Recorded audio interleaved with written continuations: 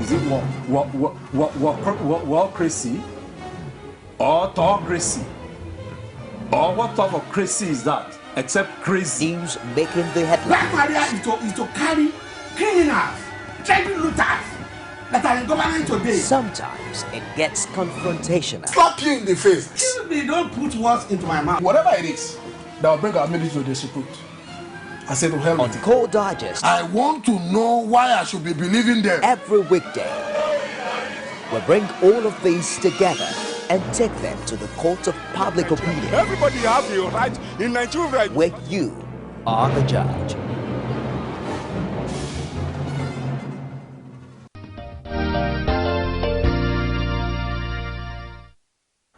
Glad to have you back. Election Petition Tribunal coming in with verdicts from across Nigeria. Elections in Rivers State have been obtained by the tribunal, and of course asking that a new election hold in a couple of days.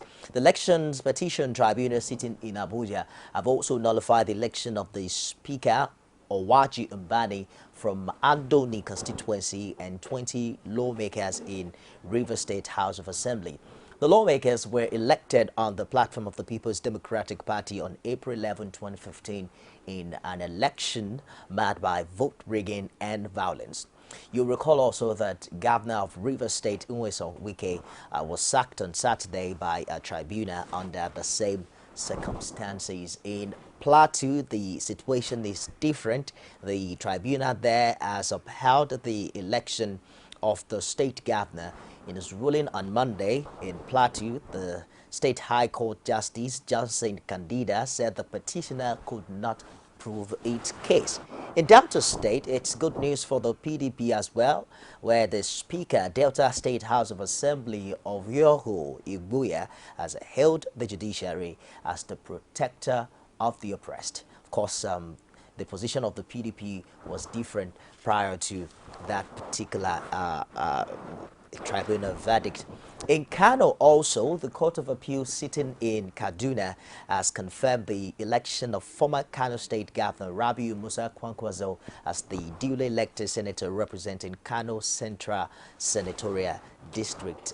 Oyo State awaits to see what happens today, as the governorship election petition tribunal sitting in Ibadan will today deliver judgment on Senator Rashid Lajoda's petition against the election result that was announced earlier this year.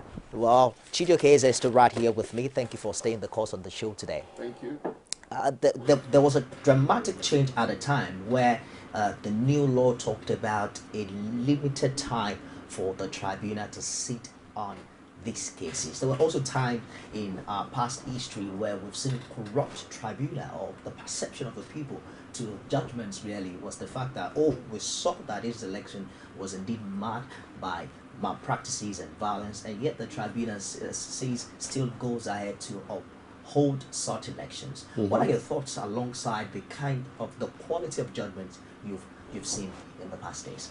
Well, I don't think I'm in a position to fault their judgments. I suppose it's based on the evidences before them and the court's, how do I say it, acceptance, because when you accept, you'll have to do your own due diligence. You're not going to take everything that is thrown your way. But it's, on one end, some cases have been, okay, they're sitting in the region, so it's easy to collect evidence. But in some other, or for the cases of some others, they weren't sitting in the region entirely, they were sitting elsewhere.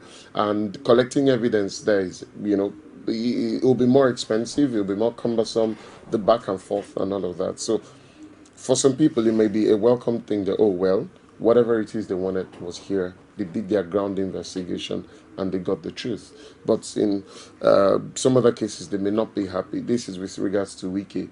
And when you check people like Lalong and Okoa and the Akwa Ibom guys, there might be some happiness, or there probably will be more happiness than sadness. But in the case of Wiki, who, he's the incumbent, I don't know what the palpitations in River State are right now, but at least from the things we've seen in the media and the discussions that have been ongoing, there isn't so much joy coming from that zone. In Akwa Ibom, for instance, the tribunal has asked to rerun an election in 18 out of the 31 local governments, and of course, a total rerun in Rivers State. The position of the People's Democratic Party is that the judiciary, in connivance with the ruling government, is tampering with the judgment of the tribunal. Is it really a case of victory or loss for any party at this time? None of these elections have been totally upturned and the opposition asked to take charge immediately. It's been a case of go back to the polls. I mean, why should anybody celebrate or be sad at this time? Well, the truth is, first, you must understand how expensive elections are in this country. Elections are not won based on the beauty of your policies. They're won because money is thrown around. Now, at this time, the people who had the money to throw around 6 months ago don't have it to throw around anymore. And the guys who are in power today, who may have been claiming that Nigeria is broke, but however broke Nigeria is, whatever it is, they have the time to, if they have to do anything irregular, they have the time to do the irregular thing and, make up for it, cover up whatever leakages that those irregular things they may do would, cause. But people who are screaming now that, oh no, we shouldn't even go to the polls for XYZ reasons, these are legitimate claims because it's throwing everybody back to the elections. First, Jonathan's postponement of the elections was terribly expensive for both sides of the divide.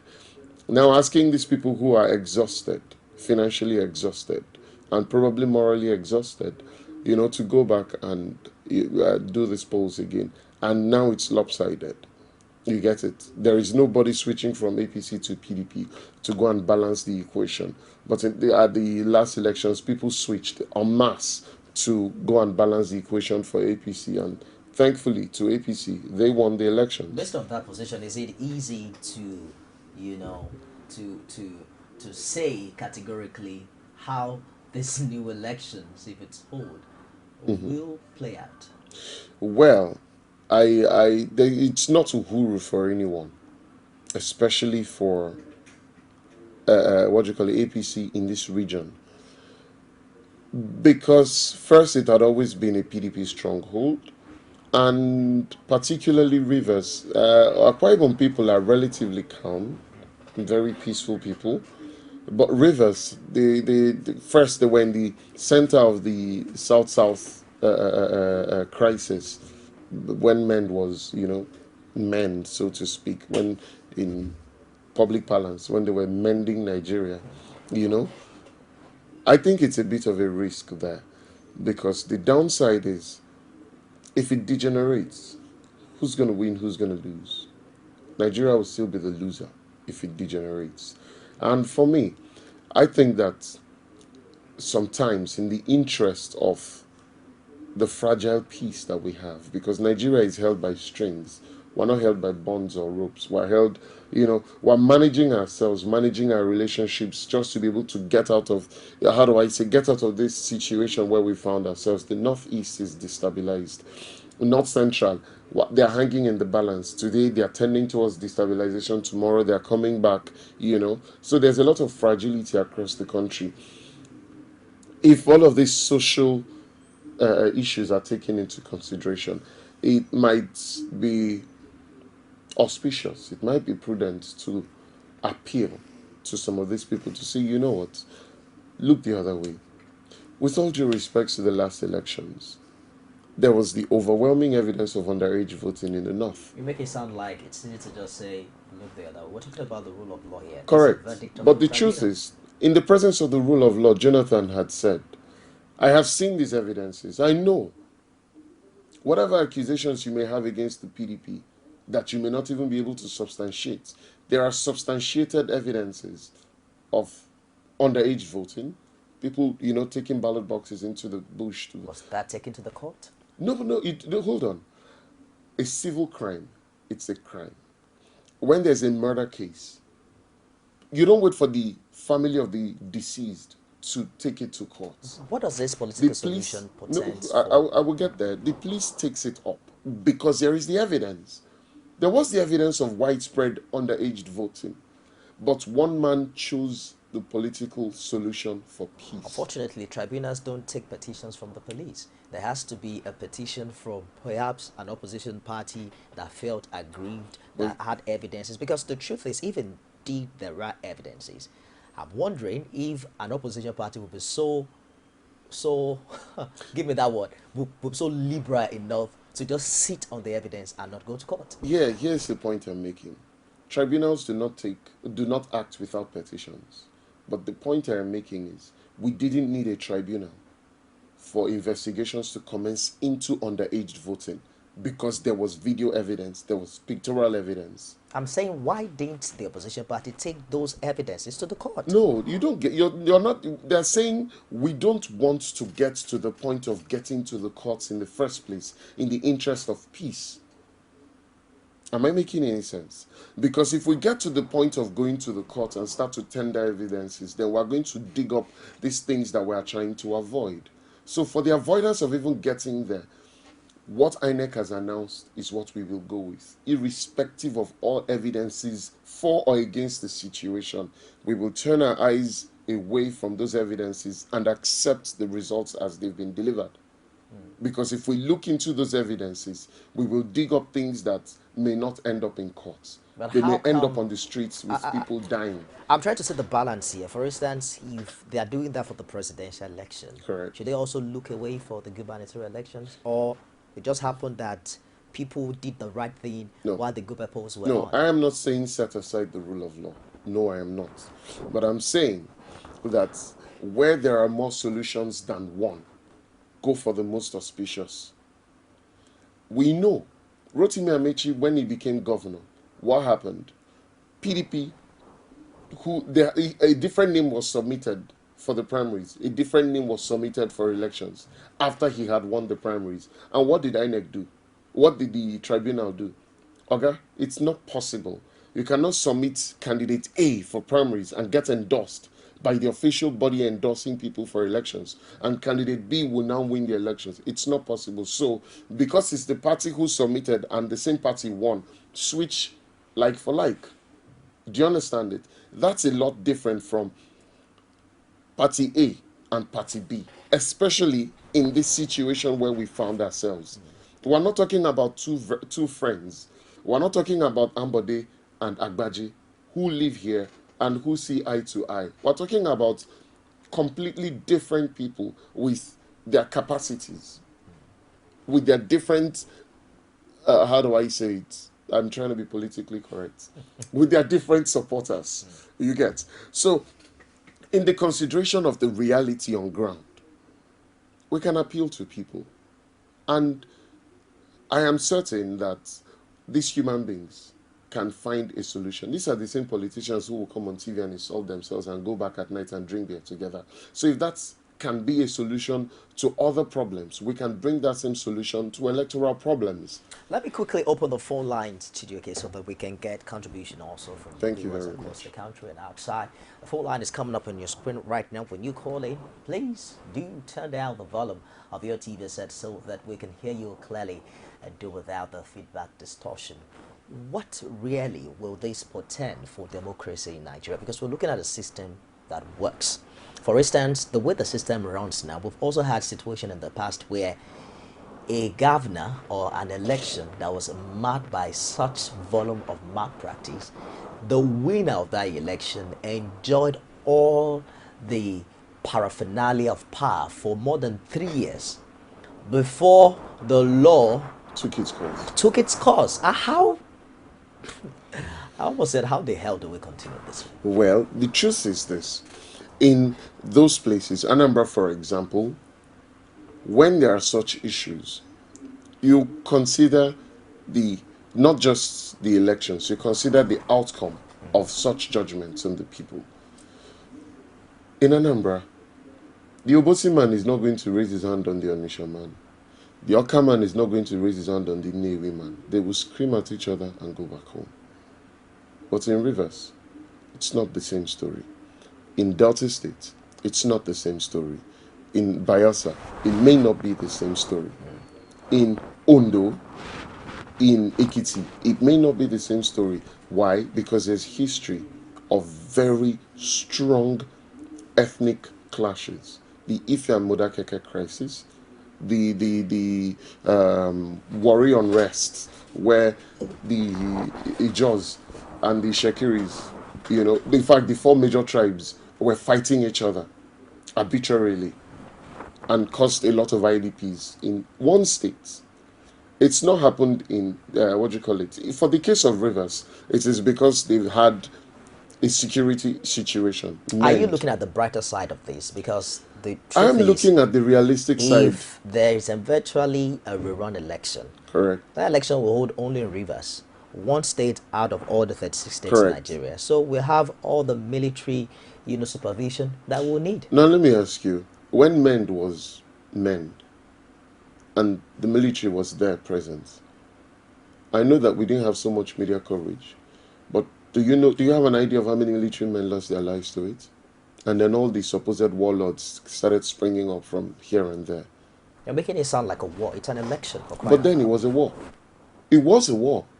And you're talking about it as if when APC was campaigning, there weren't sporadic gunshots. With Buhari there, with Amici there, who was a sitting governor, there were sporadic gunshots. So let's not pretend like there is no likelihood of a degeneration. So you're saying that you had expected that the opposition just look the other way around for the sake of peace? I'm saying in the interest of the people... Irrespective of what happens during the election. Exactly. I'm saying that in the interest of the people that you claim to love, certain things should be set aside. Well, this is politics. People are compensated. For there to be bloodshed, it has to be that there are two warring parties. Why are you not telling the PDP that for the interest of peace, just let go of the mandate that the tribunal said was a sham of democracy? You're not listening to me. If this was negotiated before the end of this tribunal, then it means that PDP would not have to even look the other way. Where we can appeal to PDP is when there is a rerun. Okay. And PDP has its own accusations against APC in an event that they lose, then we can appeal to PDP to stand down.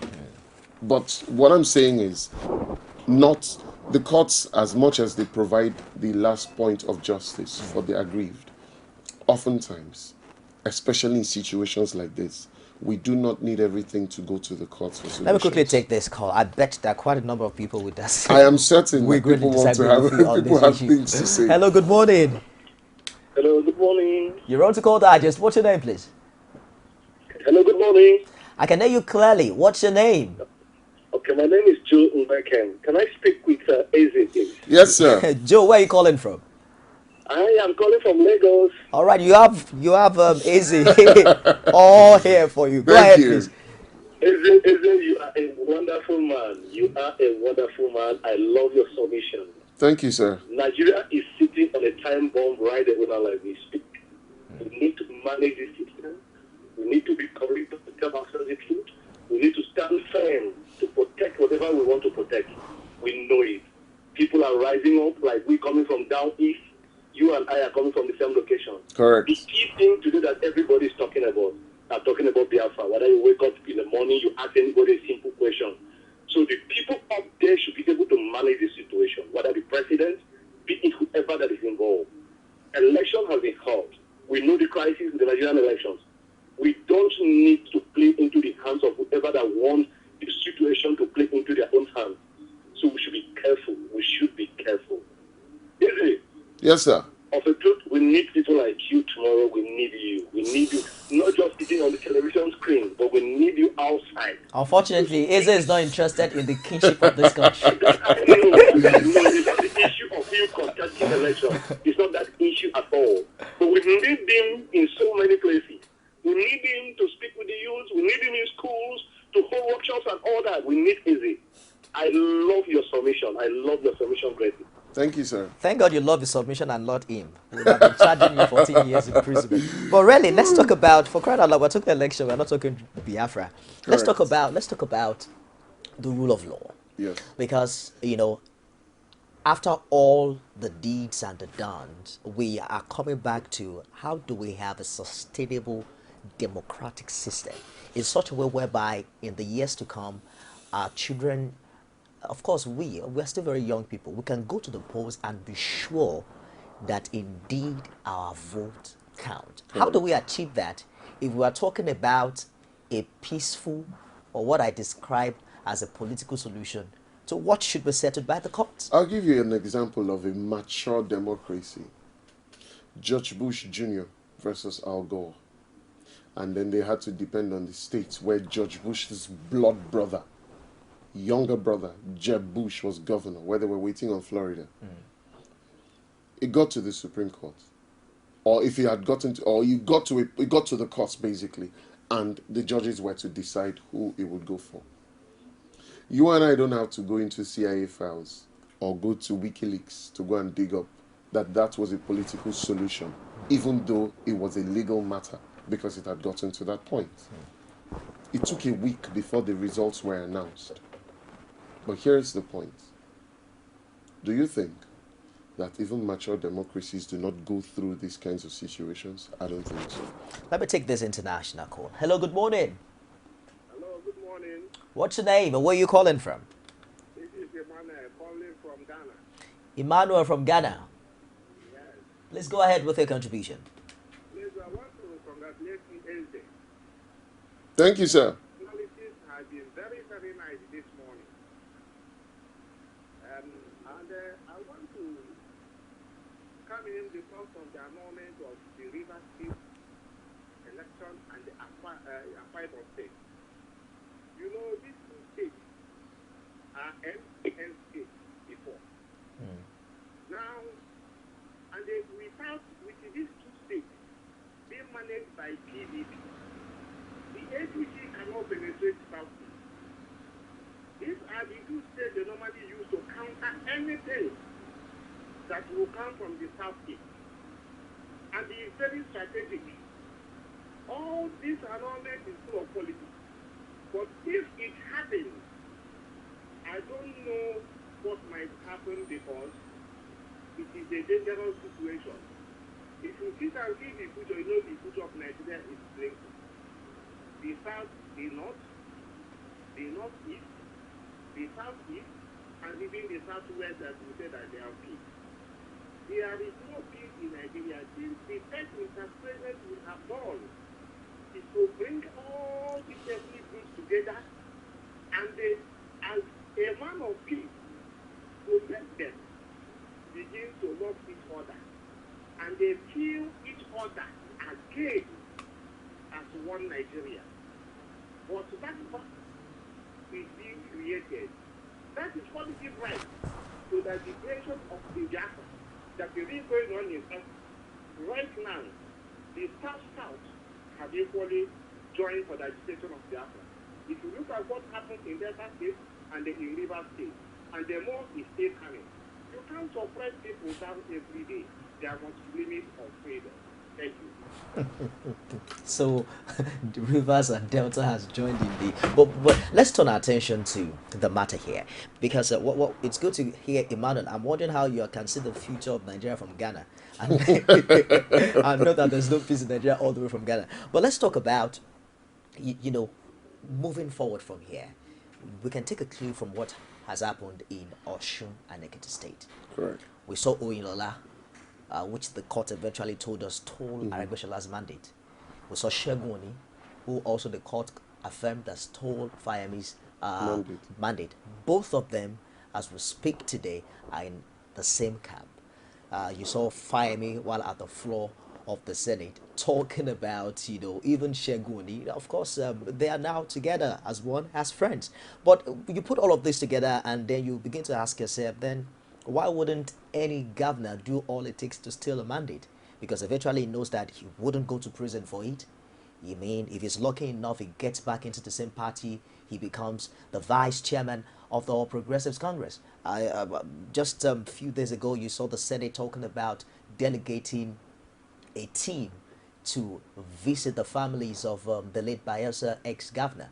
There are many cases of that where we've seen people who have been accused by a competent court of law in Nigeria, but who eventually come back to be heroes. With all of these happening, How do we sanitize the system? Sanitizing the system is not going to be overnight. And I continue to say that, because I've said it before, we need to determine the areas where we look inwards and the areas where we look outward. The reason is this. If we compare our democracy to even Ghana's democracy will dwarf ours. Benin Republic will dwarf ours. But the truth is, the intricacies that they go through, do we have those intricacies? I don't know how many ethnic groups are in Benin Republic, but I am certain that in Lagos, all the ethnic groups in this country are represented. Are all the ethnic groups in Benin Republic represented in Cotonou? In Togo, are they represented in Lomé? In Ghana, are they represented in Accra? As you go on. How many are these people? What are their specific idiosyncrasies that you can... Everybody knows that the Igbo man is terribly industrious. But then, beyond the industry, we know that Fulani herdsmen are also industrious. But can you compare the level of industry or the direction of that industry, not level? Because somebody who walks from Kano to Lagos is terribly hardworking, in my opinion. But the direction. So when dealing with an Igbo man, is it the same way you deal with a Hausa man? Is it the same way you deal with a Yoruba man? Is it, when you take all of these things into consideration, we are very peculiar by virtue of our amalgamation. We would have been fine if maybe Lord Lugard, or there were 3 Lord Lugards or 4, and then they had Nigeria in different places, or took us in our natural existences, or existence rather, and how do I say, colonized us separately, but we were merged, and that in itself has put us where we are. I am not a fan of any division. I would rather Nigeria the way it is, because globally speaking, we are stronger because of the number. If we had 4 or 5 countries coming out of Nigeria, would be probably as inconsequential as any other small country in Africa or in the world. So I think that there's a lot of profit in remaining together. However, in being together, we need to become introspective. We need to look into ourselves and ask some harsh questions. Like, my animosity towards you as a Yoruba man, is it because I don't like you? Or is it because what my father told me about what your father did to his father and blah, blah, blah, blah, blah, blah, blah? Do you understand it? We've not come to the point where we should look ourselves in the eyes and tell ourselves certain truths. I was reading something recently about 2-3 weeks ago, thereabouts, about Zeke's speech. He delivered this speech in 1943 in the Igbo General Assembly in Aba. 1943. My father wasn't born then. In fact, he wasn't born 10 years after then. Maybe 10 years after then. In that speech, he mentioned pogrom. He mentioned marginalization. He mentioned ethnic attacks. The same things that we complain about today. 1943 to this time is what? Almost 70 years. And it's more than 70 years. What are we talking about? Do you understand?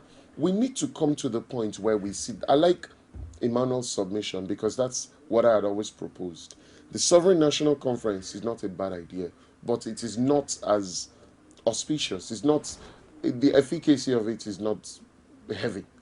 If you have the South-South Conference, the Southeast Conference, Northwest, North Central, and you had people who understood themselves talking to themselves, and the primary focus is in our existence in Nigeria, what are the things that we need to jettison and the things we need to bring to the table? Not to bring all of us together where I'm looking at you as an enemy and then you're asking us to discuss. The Enugu man isn't going to look at the Imo man as an enemy. The Anambra man is not going to look at the Ebonyi man as an enemy. The Bayelsa man will not look at the Edo man as an enemy because they have common interests.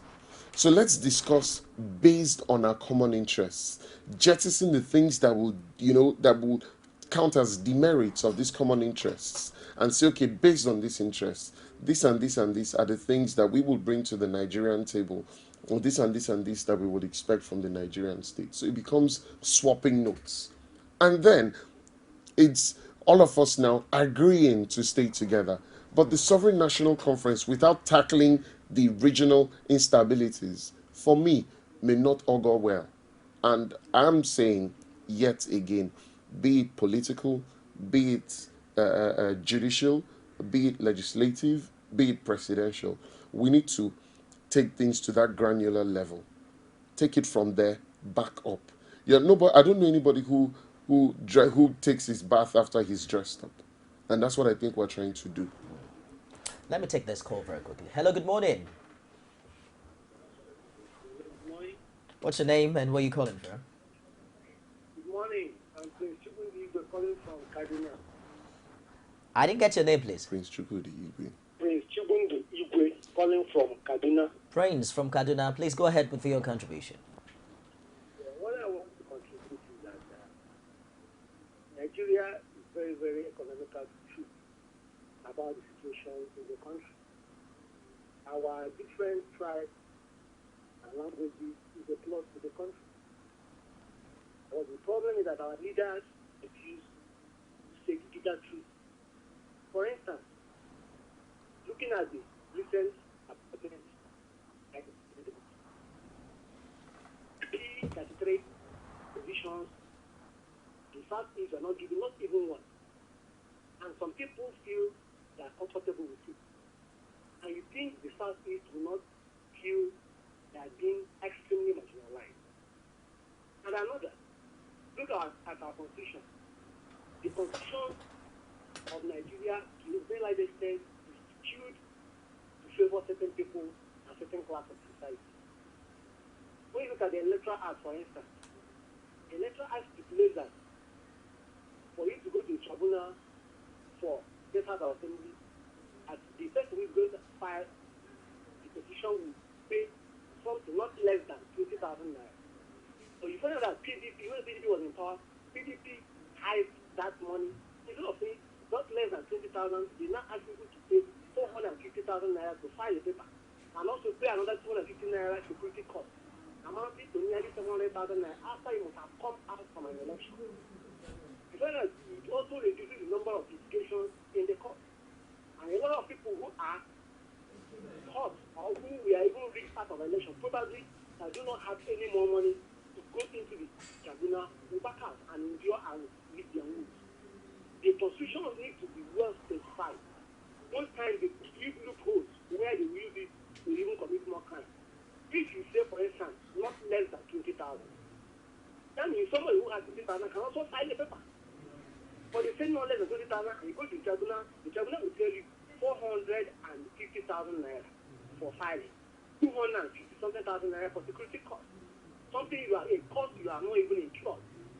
I am just, let me not take much of an example. What I want to say that our leaders in National Assembly should look critically to our constitution and really, really work on the constitution. And also let the institutions in Nigeria be there. For instance, EFCC don't need to have a good president to work at EFCC. ICPC don't need a strong president to work at ICPC. The different institutions in Nigeria should be strong, irrespective of the leader, whether it's a weak leader or a strong leader. Any person can be there. Any person can rule the country. It can even be a woman. After some countries in the world, in big countries, they are ruled by women. At the end of the day, because they have strong experience, it doesn't matter who is there. Look at the kind of things we are seeing. Salaki is now being tried by code of conduct group. Now that he's in government. Where we are doing all this, why?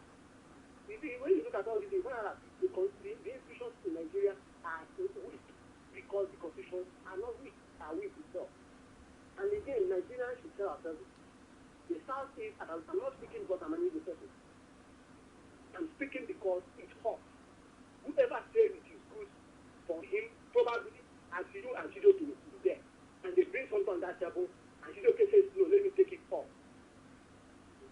And you will just be watching it. I'm sure you will be happy.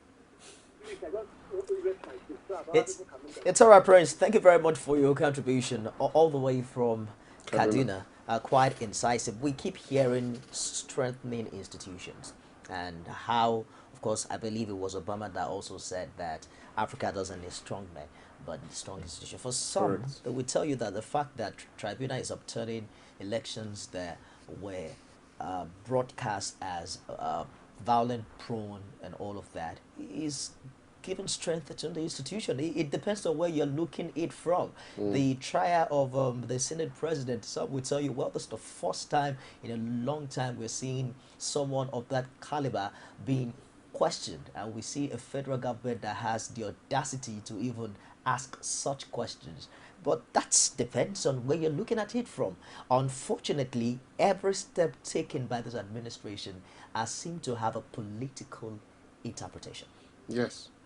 And that's because there are 1 million political undertones to it. Sambo Dasuki is today facing money laundering charges of what, 84.6 million or 86.4 million? Now, this is the same Sambo Dasuki whose house was raided, whose father's house was raided. I don't know if his father was also NSA. So, what was the reason for raiding his father's house? What was the... And then it took the DSS 2 whole weeks to come out and tell us they found guns without authorization in his house. 2 weeks. Now, I'm not saying that they investigated. I am saying you found guns that didn't have licenses. I don't know if it takes 2 weeks to verify licenses of guns for the DSS. I'm not talking some journalists investigating. I'm talking about the DSS. So you have that, and then today he's facing money laundering charges for 84 million. And you tell me there's no political undertone. This is same Sambo Dasuki, who was the one who arrested Buhari how many years ago at the IBB coup. At some point, we Thank had you. treasonable charges. And then you tell me that there is no political undertone.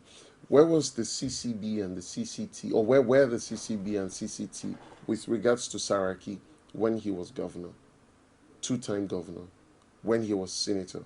Why are they showing up now? Why did they show up after he dribbled the APC leadership to become Senate president? Would it matter after all if all of these issues do have substance? I understand your political explanation to them, but then the fact that there's a political perception to it, does it in any way nullify if indeed the charges are true? No, it does not. But here is the point. Everybody at the CCT and the CCB should resign, go to court for criminal negligence, and go to jail. Because where were they when these things... Because see, if the offenses had been there all this while, why didn't you prosecute? We can talk about that after prosecuting this one. No. It doesn't change anything, does it? No. If we have to... There's chronological... how do I say? There's chronicle of events, correct?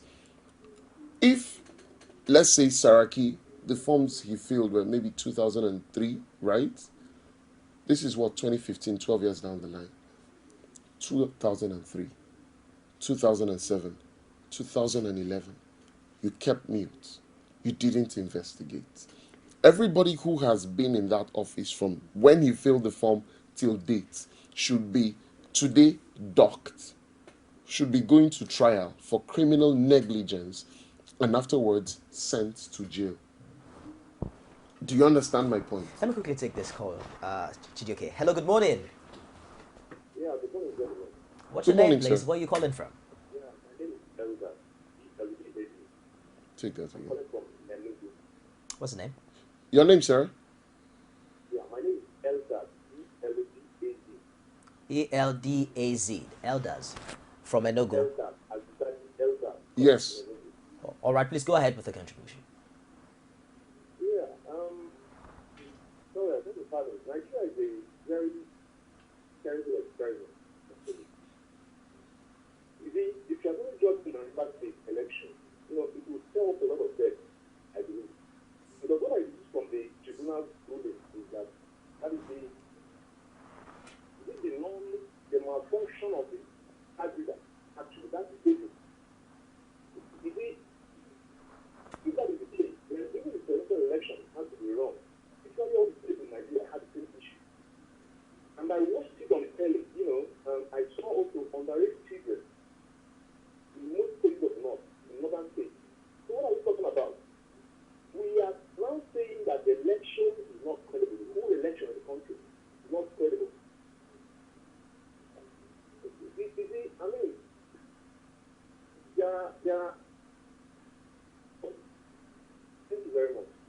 Well, thank you Can very you much, hold him Eldad, on? for your Oh. contribution from Indigo. The caller before the last talked about how unevenly distributed the appointments made by this administration have been. I think Correct. that we should also introduce some federal character into the calls we're getting. Well, you Because know, I also noticed that quite a number of people from the southeast have been I've calling been on the show. calling. But Well, maybe we true. should get some calls from the north I, also. I would really appreciate if other people called, but it's a good thing that you're the man who's answering the phone, But truth is, and I will continue to scream this loud: federal character principle will only do us more good than harm. At the World Cup, when England has a match with Germany, for instance, they do not bring an English speaking or a German speaking ref. The ref doesn't come from Austria. The ref does not come from Netherlands, wherever English is spoken. The ref will probably come from Asia. Why? Balance. Okay. We have to continue to have balance, for even if it's for nothing else but just a semblance of fairness. We have to continue to have balance.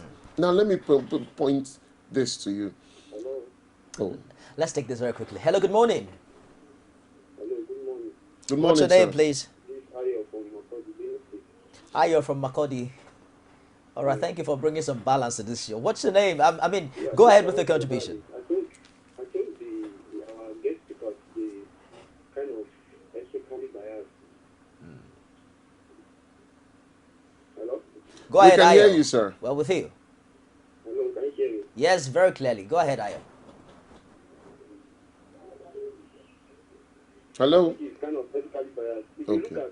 If you look at the so-called northerners that we're talking about, I am from Kwara State. Okay. I am from Kwara State. But the Saraki deal of it is well deserved because the past administration, the past government have not been tackling corruption. That's why Saraki case has not come up. If you want to go deep into Saraki case, I think you should study the political the politics in Kwara State. You know what I'm talking about. Now, according to the speaker, I think it's more or less speaking for the part of the country. I am also a southerner, but even at the federal level, if you look at even at the federal level, those northerners, the so-called northerners, whenever they give them an appointment or they hold a particular position, they used to perform. I think we southerners we should try and be holding our leaders Responsible. responsible. Or accountable, rather. We should start holding them responsible for what they are supposed to. It's all right, Ayo. I believe you made your point there. Thank you very much for your call. We'll take about one or two more calls before we go on the show today. I understand your point of view, but would you also agree with me that the way government is run in Nigeria, you perhaps might have to be politically inclined to get a position? Now, if that is the case, is it possible also that we just look away from the political calculations, the political permutations, and focus on the issues? If someone is charged to court for an issue, we don't care whether he's been witch hunt or not. Did he commit the offense? Let him answer. If he's set as an example, for instance, we will focus less on, because the bottom line here is that when we talk politics, we quickly forget that it's always for the enrichment of these politicians. But when we talk issues, it's a larger focus. We're talking about the monies that should have been meant for civil servants, the monies that you and I could have partaken of, and then someone, took it all for himself. If someone, for instance, is brought to book for such corruption offenses, it's perhaps will take us from where we are now to where we want to be. Anybody who is brought to book and found guilty of corrupt charges or misappropriation of public funds, please answer to it. But this is what I am saying, and the point is thus. An offense committed 12 years ago is left to fester. Let us say this offense is 1 billion naira in a bank. 12 years down the line, will it still be 1 billion naira? No. So, if somebody was killed 12 years ago, if the people who are making these submissions on behalf of the CCB and CCT, if it was death that was committed, that somebody was killed, and that person was from their family, will they wait for 12 years for the trial to start? Will they not want it immediately? My point is, how is it that this case, the misrepresentation was in 2003, and it is today that they're looking into it? Does it matter when? Hold on. Why was it not looked into prior to the elections? There's a new government in power. Are you forgetting that prior to this time, the position of the APC has been that, and of course, I believe a reflection we saw in the election, that many people were not comfortable with the way government has been run, Yes. as regards bringing people to book. True. So But here is it. I've always said there are two ways. To see some there are changes. 2 ways to fight corruption. You either go after the institution or you go after the people. The most rewarding would always be to go after the institution. And going after the institution is exactly what Adesina did. Let me take this last call on the show. Hello, good morning. Yeah, SB has somebody. Sorry, what's your name? Yeah, good morning. SB has somebody. Please, can you turn down the volume of your TV set? I can hardly hear you. SB has somebody. From Bonnie? Where's Bonnie? Bonnie River State. All right, we have someone from Rivers. Go ahead with your contribution, please. Are you there? Yeah, speaker here, speaking right here. One thing is speaking right is this. If body paragraph, hello? Yes, Go ahead, please. Go ahead. One thing, what I mean is, if body like the CCPN, body like that have not been prosecuted for not taking the corrupt people from onset, if they can be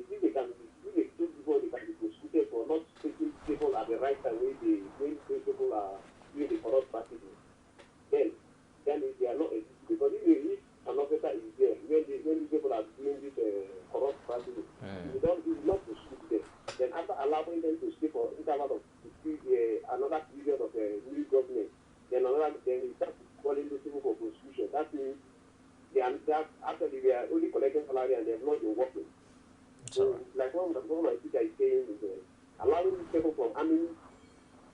Oh, I'm afraid we lost that. So sorry about that. But the show will be here again tomorrow. You'll be able to bear your mind. We have to go now, EZEH. But there's an update on this issue. The Supreme Court has dismissed Governor Wike's appeal on the jurisdiction and relocation of Rivers State Election Tribunal to Abuja. One of the things we talked about earlier. If it goes on like this, I believe that Wike and his party has till about February next year to go through all the ranks of courts that we have. If eventually we have a rerun in Akwa Ibom and River State, just like I said earlier, we have to go to the post to see what happens. Correct. But then, how really do we effect a solid system such that we won't have to solve these issues outside the court? Now, I would always say that laws or whatever it is that we agree to live within must be something that that is workable for the people and for those who would lead them. That's true. Okay? And the beauty of democracy is that the people oftentimes decide their leader. If it turns out to be a bad leader at the end of the day, it's the people's fault because you chose the person. I hope that if they do go to the polls, that overwhelming peace will be the interest, not who wins and who loses. Because for me, we have a destabilized Northeast. We're doing our best to hold the North Central. A destabilized South will not count well for Nigeria.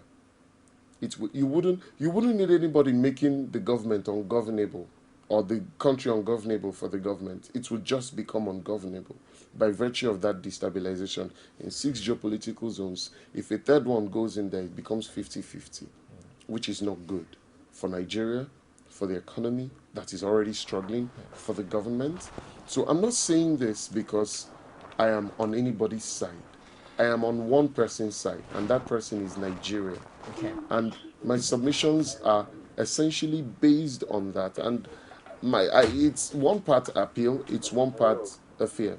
Let me take this call. Hello, good morning. What's your name? Hello, good morning. Good morning, sir. This is Adisa from Kwara State. From Kwara. You have 1 minute. Go ahead with the contribution, Adisa.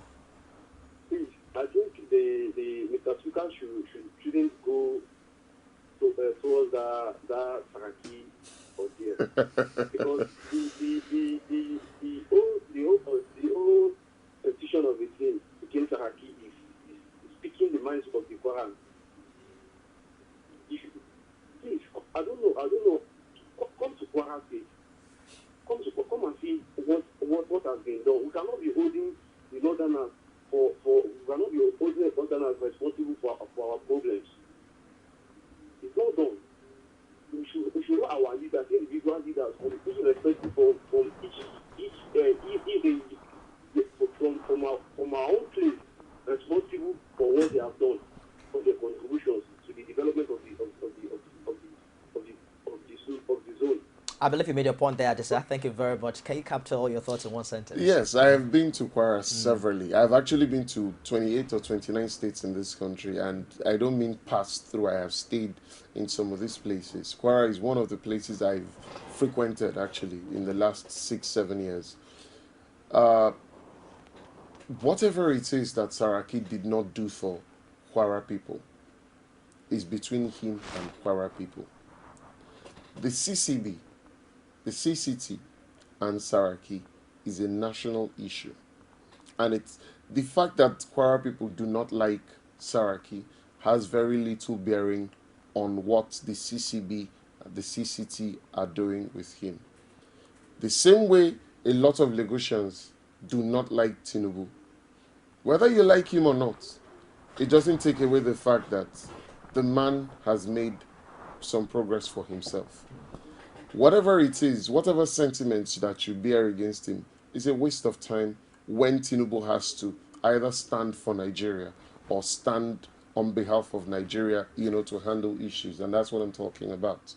The fact that I don't like you does not mean I have to get in your way of progress, particularly when it's not just about the feelings I have towards you or the ill feelings I have towards you. Saying, how do I say this?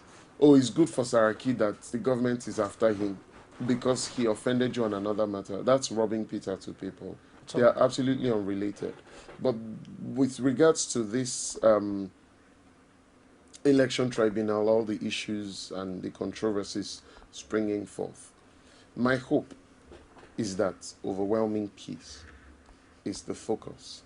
The peace treaty that was signed by all the political parties before the federal elections, for me, should be child's play compared to the kind of peace treaty that should be signed now, if they do go back to the polls after the appeals have either succeeded or failed. If they do go back, it should be such that, in fact, where the aspirants themselves will be the ones screaming to people, if you make noise, if you so much as shout, I might be disqualified. So if you truly want to support me, go there, cast your vote, and return home, so that it becomes a reflection of what we are asking for. And what we're asking for is a peaceful and prosperous country. Thank you very much for your contribution on the show today. I've been speaking with CHIJIOKE, EZEH, a policy analyst. It's always an exciting time hosting you on the show. Thank you. All right, Supreme Court has dismissed Governor Wike's appeal on the jurisdiction and relocation of Rivers State Election Tribunal to Abuja. We hope to give you more update on that story subsequently in all other news bulletins. We'll be back at 1 o'clock, 3, 4, 6, 7, and of course 9:45, where we will bring you our prime time bulletins. I am Nifemi Oguntoye. Thank you for watching. Is it crazy or autocracy? Or what type of crazy is that? Except crazy. News making the headlines. Black Maria is to carry criminals, child looters, that are in government today. Sometimes it gets confrontational. Slap you in the face. Excuse me, don't put words into my mouth. Whatever it is that will bring our military to disrepute, I say to hell On with it. Core Digest, I want to know why I should be believing them. every weekday, we bring all of these together and take them to the court of public opinion, Everybody have a right in Nigeria. where you are the judge.